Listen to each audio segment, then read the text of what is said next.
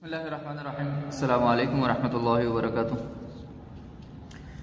Dear students, आज इंशाल्लाह हम अपने chapter number 5 means chapter number 14 10th physics के जो लास्ट न्यूमेरिकल प्रॉब्लम्स हमारे पास रह गए हैं इंशाल्लाह हम उनको सॉल्व आउट करेंगे। Students, as per short syllabus हमारे पास इनिशियली 7 न्यूमेरिकल प्रॉब्लम्स हैं हमने सॉल्व आउट करना था और उनमें से 1 से 5 तक हम कर चुके हैं। आज हम स्टार्ट करेंगे numerical problem number 6 and 7। So let's have attention towards the numerical problem number 6। I am going to read the statement of this numerical. The statement for this numerical is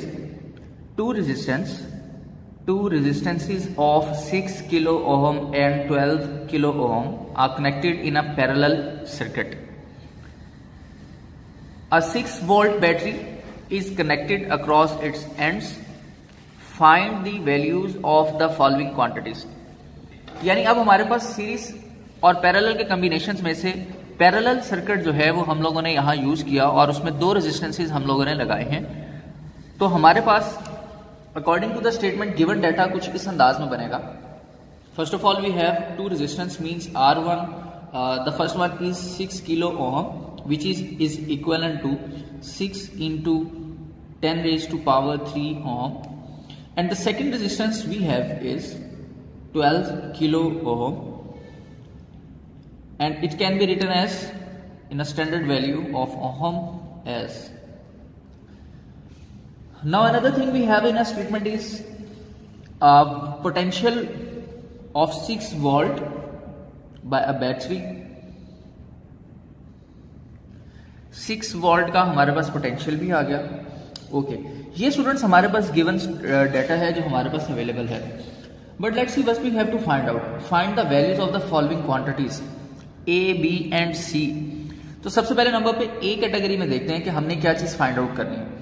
A category के अंदर ये कहते हैं student कि equivalent resistance of parallel combination find out करें, means के R E find out करना है for parallel combination. Secondly, in case of B, current passing through each resistance, हर एक रेजिस्टेंस में से कितना करंट पास होगा, I1 and I2। and the last thing we have to find is potential difference across each of the resistance, means V1 and V2। so these are the basic things that we have to find out. Let's come towards the formula. What are the formula that help us to measure the or to calculate the values of equivalent resistance, current and potential? Student, हमारे पास parallel combination के अंदर जो formula है equivalent resistance का वो कुछ यूं है, 1/RE is equal to 1/R1 plus 1/R2। और इसके बाद करंट या पोटेंशियल फाइंड करने के लिए ओहम्स लॉ का फॉर्मूला हम यूज करते हैं which is V is equivalent to IR। तो ये 2 बेसिक फॉर्मूलाज हैं जो हम कैलकुलेशन के दौरान यूज कर सकते हैं।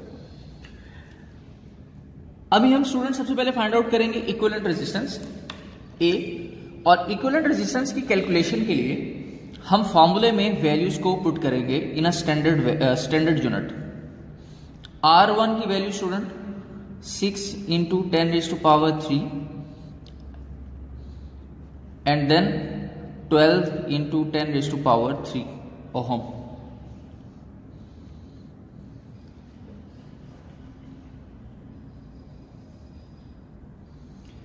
अच्छा, सेकेंडली स्टूडेंट अगर आप चाहें तो यहां पर अपनी इन वैल्यूज को किलो ओहम में भी यूज कर सकते हैं, यानी कि और मैं इसको सिंपलेस्ट वे के अंदर ले जाता हूं 1/6 प्लस 1/12।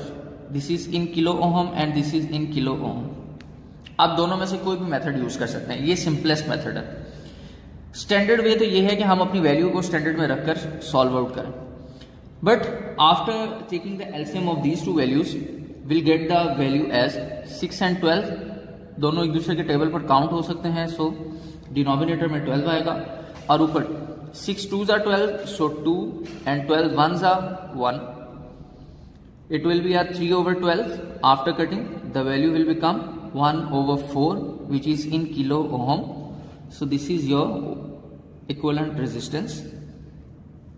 हमें इक्विवेलेंट रेजिस्टेंस रेसिप्रोकल फॉर्म में नहीं चाहिए, तो हम इसको स्टूडेंट दोनों साइडों पर बाय टेकिंग द रेसिप्रोकल हम इनको रिवर्स कर देते हैं, उल्ट कर देते हैं, तो हमारे पास सिंपल RE आएगी 4 kilo ohm, which is our answer. Now we have to calculate the current. Student अगर हम करंट की बात करें तो करंट के लिए जो हमारे पास फॉर्मूला है, इसमें हमें चाहिए I1 एंड I2. तो हम स्टूडेंट करेंगे ये कि यहां पर जो फॉर्मूला बनाएंगे वो, अब स्टूडेंट जब वैल्यूज पुट की जाएगी, V की वैल्यू है 6 और R1 की वैल्यू है 6 into 10⁻³ ohm. This is in volt. 6 से कैंसिल होगा. इसका आंसर स्टूडेंट आएगा 10⁻³ और 1 मल्टीप्लाई 10⁻³ करंट होगा. करंट का यूनिट स्टूडेंट होता है एम्पेयर, और 10⁻³ जो है ये हमारे पास प्रीफिक्स होती है और इसकी जगह हम लिखते हैं मिली एम्पेयर. सो ये आपका करंट होगा. In second case I2 find out करना, और I2 की जब कैलकुलेशन करेंगे स्टूडेंट तो पोटेंशियल तो सेम है हमारे पास ऊपर गिवन डाटा के मुताबिक, विच इज 6 वोल्ट, और R2 की वैल्यू क्या थी 12 इंटू 10⁻³ ओहम. आप इसको किलो ओहम में भी यूज कर सकते हैं, no issue. 6 1s and 2s, so it will become 1 over 2 into 10⁻³. 1 over 2 means half, यानी कि 0.5. तो स्टूडेंट यहां पर हमारे पास 0.5 और ये 10⁻+3 जो है ये ऊपर जब शिफ्ट होगी तो नेगेटिव साइन में चेंज हो जाएगी, and it can be written as -3 ampere. और अगर हम इसको स्टैंडर्ड में लिखना चाहें तो ये बनेगा 0.5 मिली एम्पेयर. इसको हम एज अ प्रीफिक्स यूज कर लेंगे. तो ये हमारे पास स्टूडेंट सेकेंड करंट होगा. लास्ट स्टूडेंट जो चीज है वो है हमारे पास V1 and V2. Now we have to find the V1 and V2. इसके लिए स्टूडेंट आपको कैलकुलेशंस की भी जरूरत नहीं पड़ेगी. अगर आप कैलकुलेट करना चाहें तो कर सकते हैं, अदरवाइज आपको जरूरत नहीं है. क्यों जरूरत नहीं है? क्योंकि हमें यहां पर सिस्टम में बता दिया गया था कि we have to use a parallel combination. जब पैरेलल कॉम्बिनेशन की बात की जा रही होती है स्टूडेंट, तो याद रखिएगा कि पैरेलल कॉम्बिनेशन में जितनी मर्जी रेजिस्टेंसेस लगा लें, हर रेजिस्टेंस को इक्विवेलेंट पोटेंशियल मिलता है. तो R1 को भी उतना ही पोटेंशियल मिलेगा, R2 को भी उतना ही पोटेंशियल मिलेगा जितना आपने उसको बेसिकली प्रोवाइड किया. So we can also say that V1 is equal to 6 volt, V2 is equivalent to 6 volt, and V is also is equivalent to 6 volt. So there is no difference between them. तो हमारे पास हमें तीन answer चाहिए थे. RE का answer student निकला 4 kilo ohm. I1 और I2 चाहिए थे, उनके आंसर्स निकाल लिए. V1 और V2 चाहिए था और उनके आंसर्स क्या हैं? 6 and 6. Now let's come on to the next numerical, which is 14.7. The statement for the 14.7 numerical is: an electric bulb is marked with 220 volt, 100 watt. Find the resistance of the filament of the bulb if the bulb is used 5 hours daily. Find the energy in kilowatt or consumed by the bulb in 1 month.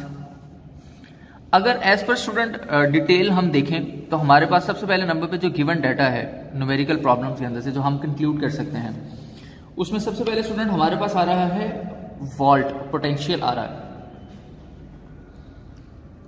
Which is equivalent to 220 volt. इसके अलावा student हमारे पास यहां पर एक value थी in what. What student जो हमारे पास given था वो था 100 वॉट, और जो वॉट है ये यूनिट होता है पावर का. तो it's means this is the value for the power that is consuming during the bulb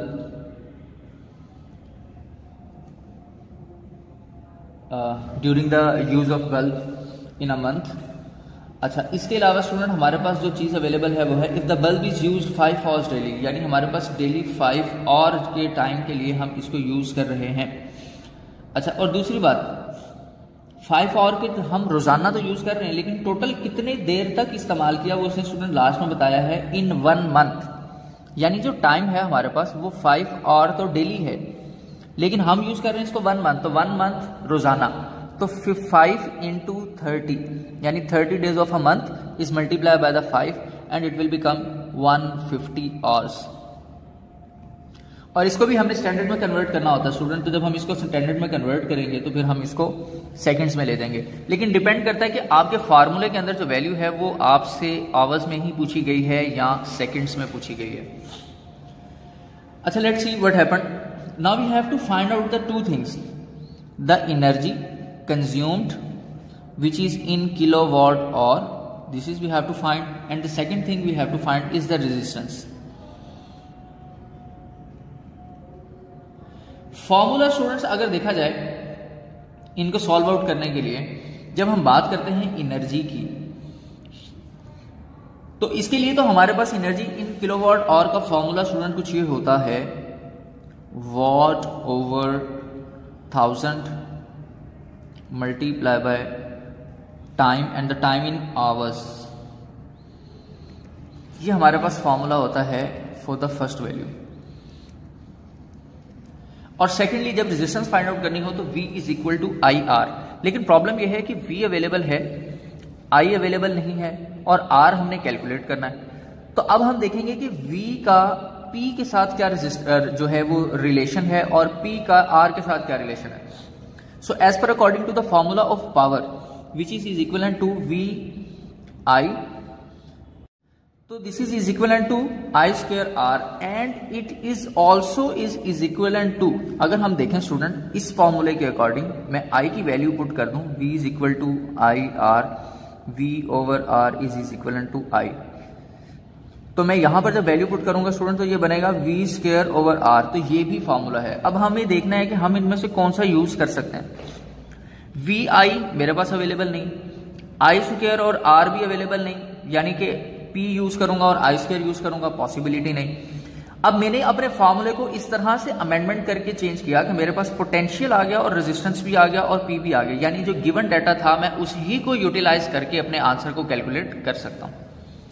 So now let's come on to the solution। अगर हम स्टूडेंट्स सबसे पहले इसका सॉल्यूशन फाइंड आउट कर लें पावर के लिए या एनर्जी की कर लेते हैं। फर्स्ट पॉइंट हमारे पास एनर्जी का है तो हम एनर्जी का कर लेते हैं। अच्छा, एनर्जी के लिए अगर देखें स्टूडेंट तो हमारे पास जो वैल्यू है वो हमने पुट करनी है इसके अंदर। वॉट कितने हैं स्टूडेंट 100 वॉट, और ओवर क्या है स्टूडेंट 1000, मल्टीप्लाई बाय टाइम कितना आया था 150। और now let's see, this 0 is cancel with it, this cancel and this also cancel, so 1 is multiplied by 15 and divided by 1, it will become only 15, so the answer is 15 kilowatt hour, this is the energy।